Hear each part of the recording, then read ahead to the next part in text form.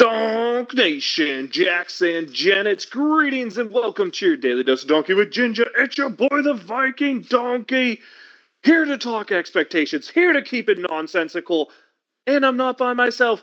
Gingy is here to give the inner thinkings of what is going to make this Pittsburgh Steelers season fantastic. Gingy, off season, great weather here. Hope it is for you. How's it going? Mutant Gingy in the house, and weather's okay, Donkey. I don't know. It's gonna be super hot this weekend. Nonsensical. Donkey. What are we gonna do here with these Steelers? Right? We're gonna talk about how this team's improvement. My question is real. What are they gonna do? Well, they're gonna win a Super Bowl, right? They're gonna. Okay, so. Give me aboard the hype train. Give me a prediction on that offensive identity. This offense is going to be faster than Shedeur Sanders drives his pickup truck, okay? Not the 91 he got caught at. Not the 101 he got caught at the next week. Gingy, I'm talking well into the 4 digits fast with this offense, okay? That's what we're going to be. This is going to be Aaron Rodgers getting you on the line. This is going to be Aaron Rodgers making the proper reads. This is going to be an offense that the Steelers haven't seen since the days of the Killer Bees, right? Let's hope for the best. Let's hope this team puts in the potential. The deadly word, as a Pirates fan, you hate to hear because all you hear about is players' potential. But this is going to be a potential like the Pacers playoff run that got them to Game 7 against Oklahoma City on this coming Sunday. Let's go, Pacers. Let's make it fast. Let's be aggressive. And let's see where this Steelers team can go, Gingy, with an offense that isn't trapped in last century and a defense that's still the highest paid in football. It's really funny that you bring up Shedeur Sanders, right? I keep reading. I don't know if these reports are all accurate, right? But looking online, you're seeing Aaron Rodgers drew a line in the sand. It's the Steelers drafting Shedeur Sanders. Do you believe that? I don't know, dude. The latest story I heard was that the Steelers didn't even have a 5th-round grade on Shedeur Sanders, and that they were kind of nervous that Dion would want to come to the NFL to coach his son. That's the most recent one I heard, man, because the stories about why Shedeur has fallen are as crazy as the day is long here in Alaska, which if you don't know at this point, the day is long because the sun doesn't frickin' set. So it's as crazy as that, man. That is pretty crazy. I don't know about all that, but at the end of the day, we have to wonder whether Aaron Rodgers is the answer now, right? Because this is what we have banked on. If we did not bank on him being the answer, then we are just kicking the can down the road, Donkey. Yeah, I hear you. And I said before, we talked about it last week, why I think this was a good move, because even if it blows up, hey, at least it blows up with a good draft class and quarterbacks next year. But let's just say Aaron Rodgers, by updating this offense, makes this offense just marginally better, okay? Let's say, do you think 30 yards a game better is a crazy expectation? No. 30 yards a game puts us at the 13th best offense in yards per game in football. 13th best. That's not terrible. Do you think Aaron Rodgers can be worth, let's say, 2.5 points a game? Plus or minus. That puts us at a top 10 scoring offense. Let's just say Aaron Rodgers is just a minimal improvement. And I'm not just talking Aaron Rodgers here. Let's say that DK Metcalf is an improvement over George Pickens, okay? Let's say that Caleb Johnson and let's say Jaylen Warren has a more productive year because we're not running the ball of the year. Let's say they're just slightly better than what Jaylen Warren and Najee Harris were. Let's say Pat Freiermuth looks like he did as a rookie. Let's say you still see a step forward from Calvin Austin III, that he becomes, you know who he reminds me of a lot? Valdez-Scantling, right? Let's say he puts up a year like that, a 700-800-yard year. That's 400 yards improvement just from Calvin Austin. And let's say Roman Wilson can be as good as Van Jefferson, because, Gingy, do you really think that's a stretch to say? No, Donkey. You're not leading me down this road again. Finish your point, but fine. Yes. Let's just say we have minimal improvements around this offense. And I just read a report that, amazingly, the Steelers, which gave up like the most sacks in football last year, or second most, They actually had the 9th most time for the quarterbacks to pass the ball last year. So I know we talked about how this line was terrible, but maybe we over or understated the inability of the quarterbacks, specifically Russell Wilson, to get the ball out of his hand on time. And we knew that was a problem. We talked about it a lot. Let's say a quarterback gets his ball out of his hand in time. Let's say we see this marginal improvement. If this team can be a borderline top 10 unit offensively with the money they spent on defense and having a defensive head coach who's allegedly a superstar genius Hall of Famer type, right? Which he will be a Hall of Famer. But let's say he is that superstar genius a lot of the media likes to say. If this offense can make those marginal improvements to be a top 10 unit, why can this team not have a chance? And specifically, Gingy, if this offense can score early and make teams pass the ball against what we agree is the best part of our team, the pass rush, there is an avenue for this team to be successful. And I'm not talking 10-7 first-round playoff loss. Like, win playoff games. I can see the avenue that you're talking about, Donkey. But listen here, we've been talking about wishing and hoping for marginal improvements to this offense since I've been talking about Chase Claypool developing into a superstar. Until I talked about Martavis Bryant developing into a superstar. You can just say since the Killer Bees. It's fine. We all understand that's the last time this offense was anything. We're cool there. No disagreement. I'm trying to lay out for that marginal improvement. I don't see it at the running game, Donkey. I can buy in that Aaron Rodgers can still run a game. I know there's a lot of jokes. And to be honest, the only part that I don't see about him running a game is the potential longevity through a long season. Does he stay healthy through all of it? Mason's okay at backup, but whatever. I don't really see that as a big problem. Honestly, overall, if he's healthy. The running game with the deficiencies in the line and a running offense where I never seen a running game really come together. Is it Najee? Holy smokes, Donkey. If Warren and if Caleb Johnson comes in and lights Johnson, it up, Najee was slow. Exactly. Right? That's what you're finding out right now, because how many of the last years did you hear on this podcast us talking about Najee, he's good, he plays, he's there, he's and this, that, and the third, right? I don't mean to be we'll know now. I don't mean to be a jerk to Najee, but I think we signed an easy Najee replacement even if Caleb Johnson doesn't work out. Dude, I think Trey Sermon's the same running back Najee Harris is. I personally do, and I've said that for 3 years going. Now Trey Sermon's run into a lot of injuries, and a lot of things have held him back. So who knows if he's lost a step from where he was before. But honestly, Gingy, I'm excited about this team, and I'm excited about the running game being better. And hear me out for this. Not because the players are better, because I don't know if the offensive line is going to be better with Project Jones, Fontanu, and then a lack of nobody in the depth, right? Except for McCollum in the center. I like our backup center. Outside of that, what I'm saying is, you know what makes it easier to run the football? When there's not 8 freaking guys in the box. You're not going to put 8 in the box with Aaron Rodgers and have him throw the football like we did with last year, both Justin Fields and Russ Wilson. So I think the running game is going to be better just based off the fact that it's not going to be sit-down predictable, if you're tracking what I'm saying. That's where I think the improvement from the running game is going to be. I'm not even saying the personnel play better. I'm not saying the personnel are better. I just think when you run a modern offense, it makes it easier to run the ball when they're not just stacked on it. Because let's be honest, man, last year predictability might as well have been the Steelers' name. Hell, let's go all the way back to why can't I think of the dude who was before Canada? Randy Fichtner. Let's go back to Randy Fichtner. Since then, the Steelers, the only identity the Steelers had on offense is that they were predictable. I, for one, am begging and pleading that this takes on a look of an Aaron Rodgers offense anywhere else he's ever been, because at least we will not be predictable, Gingy. Mm-hmm. Yeah, I can see that being, and with Aaron Rodgers, it's definitely not predictable. Different guys at running back, looking for explosivity. And you're talking about, Pat Freiermuth rookie year, DK Metcalf gelling perfectly. And yeah, I see the vision that you're producing. We're still looking for guys to shut down on defense. Sauce at corner? Question mark? Do you believe Darius Slay can still play? Do you think Slay can still slay? That's the question.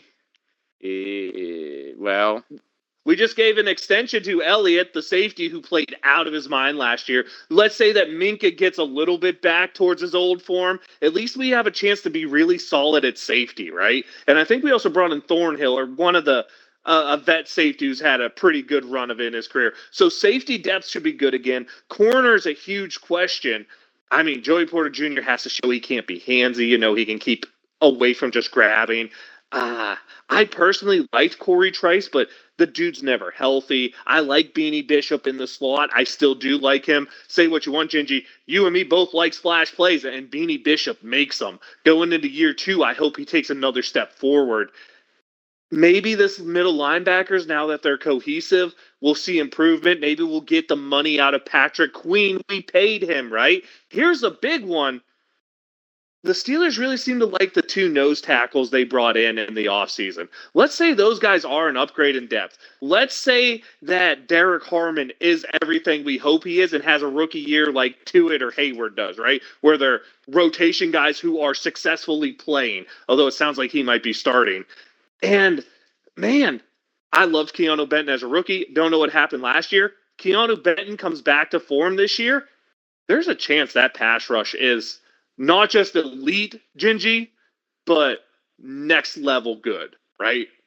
Digging it. I hope that's the way that it falls, Donkey. I sure hope. The potential is there. The players are there. I mean, you're talking high draft picks, high-priced free agent additions. There's no excuse for this defense not to be good. If this defense isn't good, both Omar Khan and Mike Tomlin need to be held on the hot seat because they have invested so much draft capital and so much money in this defense.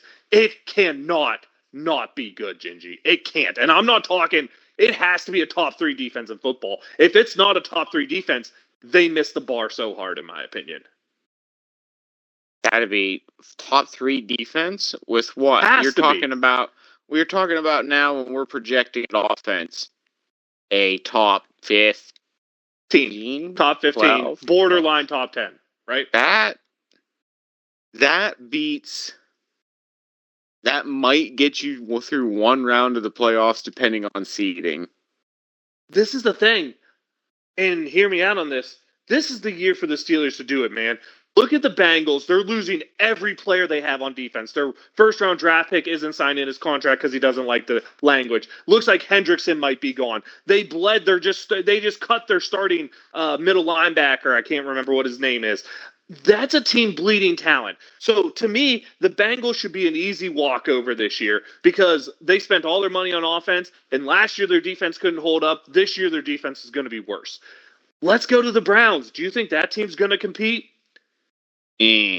No, I don't think so. Baltimore's banking on a running quarterback with an injury history and a 31-year-old running back. If one thing goes wrong in Baltimore, Gingy, explain to me why the hell this division isn't the Steelers for the taking, just based off the way the dominoes are falling.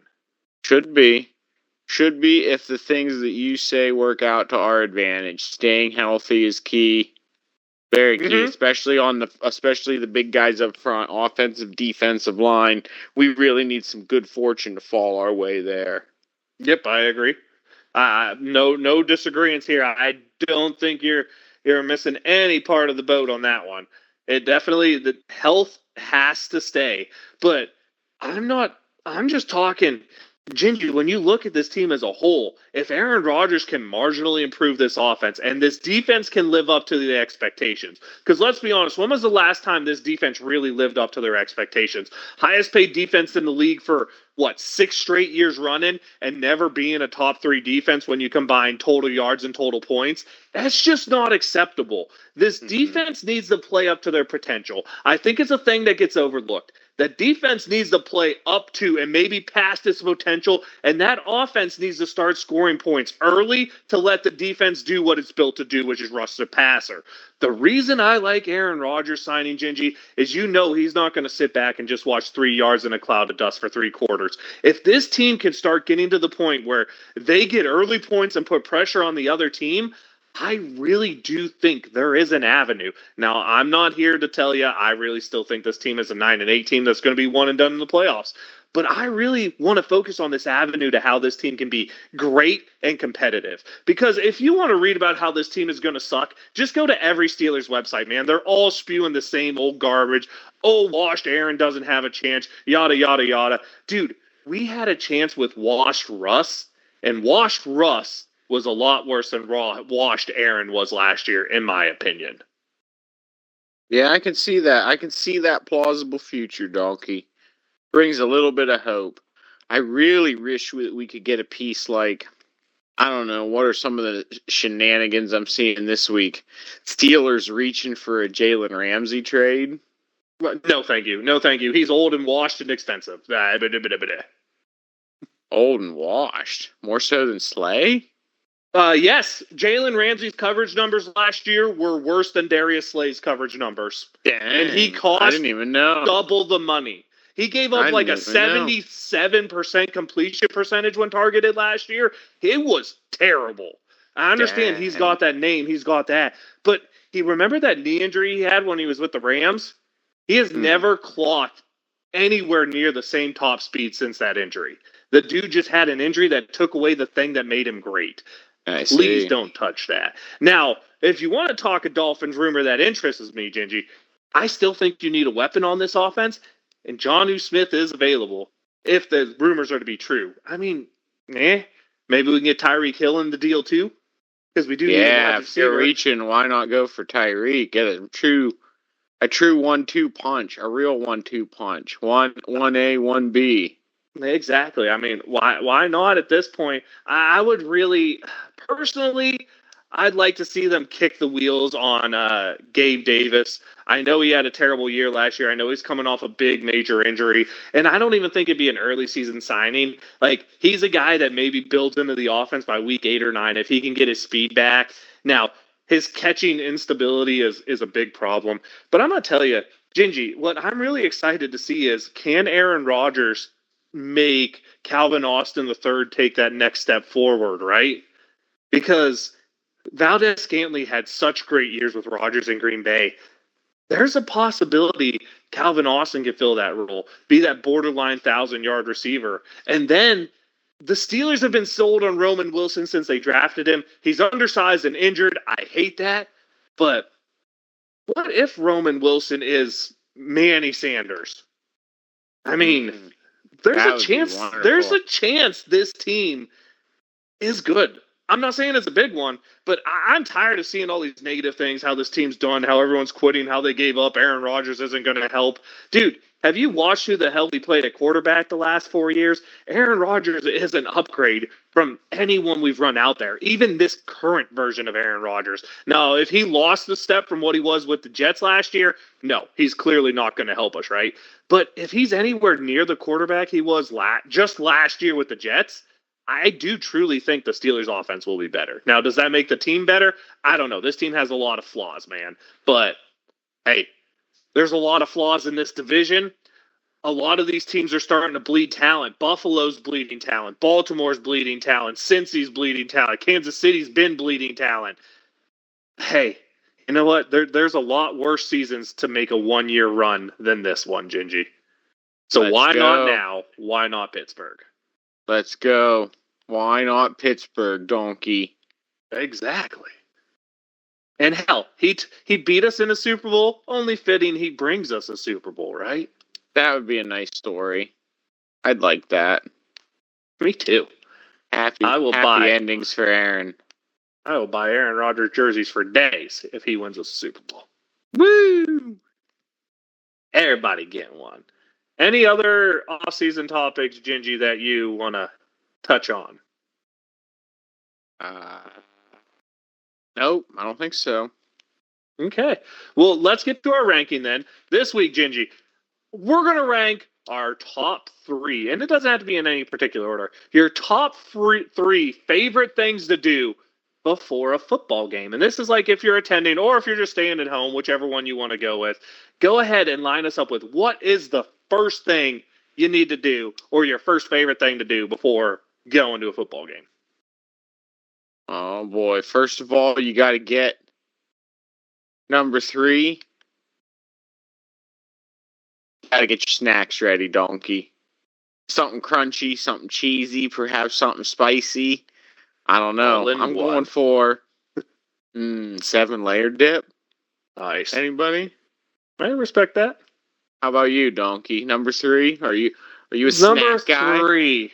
Nah, dude, it's the prep phase, right? It's the make sure my socks are there, make sure my jersey didn't get accidentally washed if we're on a winning streak, make sure I have my hat, make sure I put everything on in the right order, make sure before that game starts, there's 10 minutes to go, it's nonstop. You know what it is, black and yellow, black and yellow, black and yellow. Gotta stop for me at DCMA. But, gotta get the hype going, man. I have to start it with the hype go.